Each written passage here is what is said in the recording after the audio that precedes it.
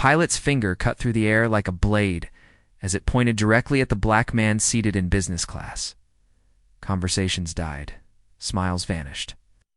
In a cabin built for comfort, humiliation settled heavier than turbulence.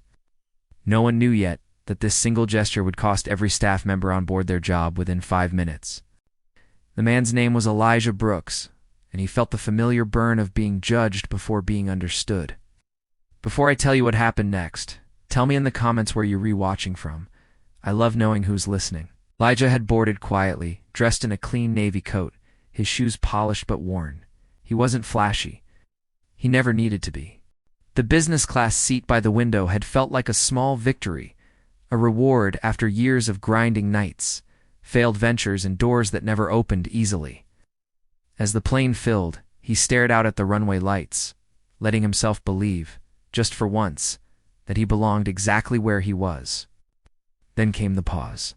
A flight attendant lingered beside him, her perfume sharp, her smile brittle. She asked for his boarding pass again.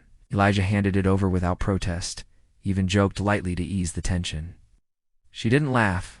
She frowned, walked away, returned with another attendant. Then the murmurs started, soft, poisonous whispers curling through the cabin. By the time the pilot arrived, the air felt thinner.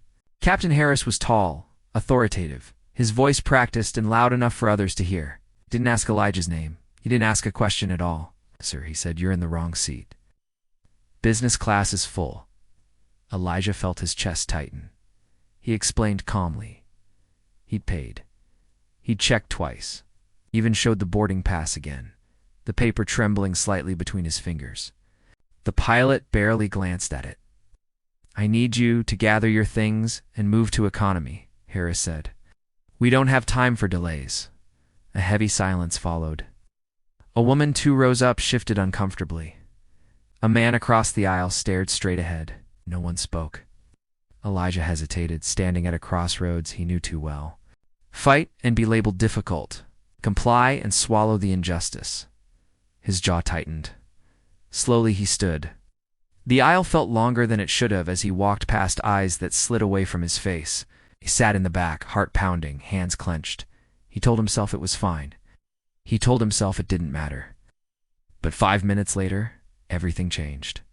Up in the cockpit, a message flashed across the internal system. A name flagged in red. Elijah Brooks. The co-pilot frowned, scrolling quickly.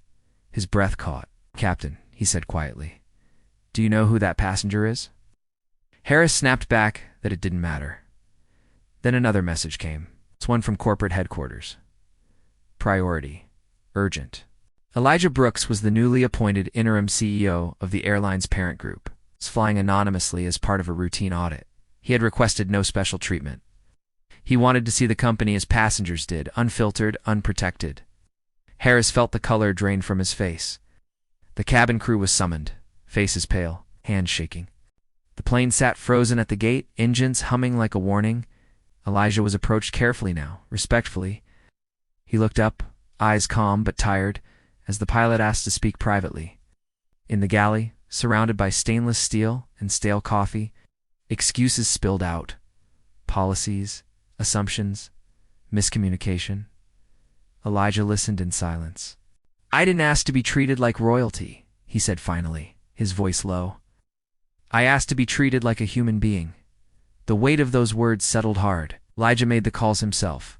Quiet, precise, no anger, just clarity. By the time they returned to the cabin, the truth followed them like thunder.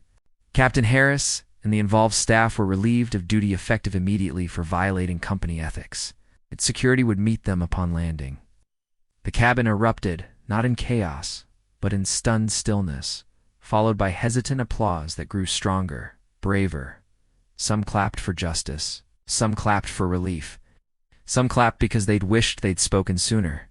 Elijah returned to his original seat. This time, no one questioned him. As the plane lifted into the sky, sunlight streamed through the windows, dust dancing like tiny witnesses. Elijah exhaled slowly. Justice didn't feel triumphant. Felt necessary, heavy, human. When they landed, a young flight attendant, not involved, barely holding back tears, stopped beside him. "I'm sorry," she whispered. Elijah nodded. "Learn from it," he said gently.